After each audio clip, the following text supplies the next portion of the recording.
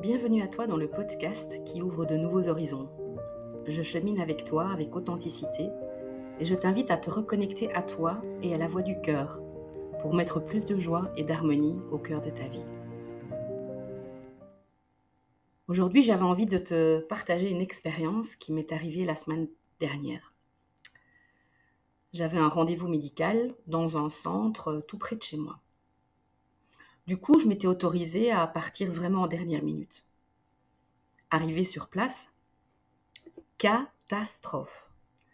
Je me rends compte que j'ai oublié le document indispensable pour passer l'examen.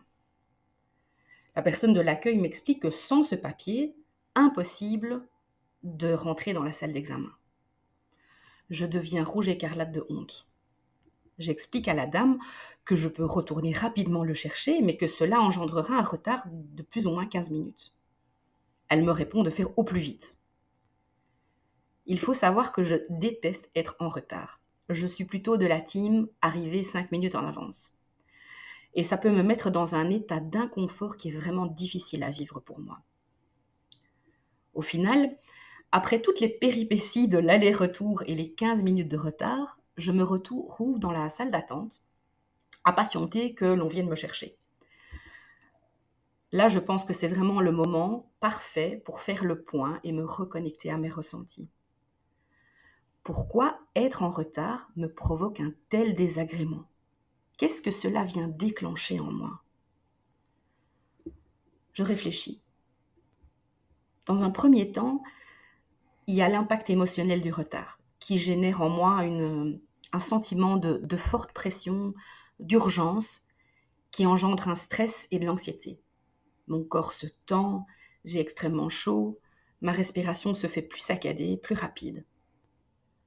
Par la suite, un sentiment de culpabilité vient me chercher. Je perturbe l'emploi du temps et l'organisation des personnes, et notamment des médecins, qui ont franchement autre chose à faire que de m'attendre. La ponctualité est souvent considérée comme une marque de respect envers les autres, et du coup, être en retard, ça va vraiment à l'encontre de mes valeurs personnelles. Ensuite, je sens une frustration, mais comme une incapacité à gérer mon temps.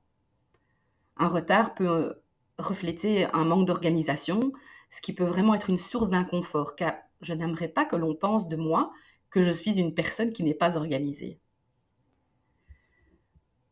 Et puis, dans un deuxième temps, je me suis posé la question, mais qu'est-ce que je peux faire pour me sentir moins mal à l'aise si cela m'arrive encore ?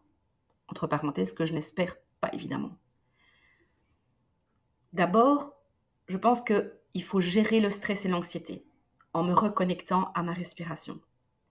Et là, je trouve que la cohérence cardiaque est un super outil. En 5 minutes chrono, en fait, on peut vraiment faire redescendre le stress. Assis sur une chaise, le dos bien droit, les jambes décroisées et les pieds bien au sol pour l'ancrage. Prendre une respiration douce, une inspiration par le nez de 5 à 6 secondes et d'expirer toujours par le nez durant 5 à 6 secondes. C'est vraiment l'effet garanti pour retrouver la zénitude. Ensuite, la deuxième chose, c'est ne pas me laisser embarquer par toutes les petites voix qui vont commencer à me critiquer, me dire que je ne suis pas quelqu'un de bien, que je suis impolie, que je suis peu recommandable. Là, il faut vraiment marquer le stop. Je pense que le tout, c'est vraiment de rester positif. Après tout, je ne suis certainement pas la seule personne à qui cela arrive. Et puis oui, tout le monde peut être en retard, non ? Si cet audio t'a plu et que tu y as trouvé une réflexion intéressante, n'hésite pas à me laisser un petit pouce ou un commentaire. Je te retrouve très bientôt dans une prochaine capsule. En attendant, prends bien soin de toi.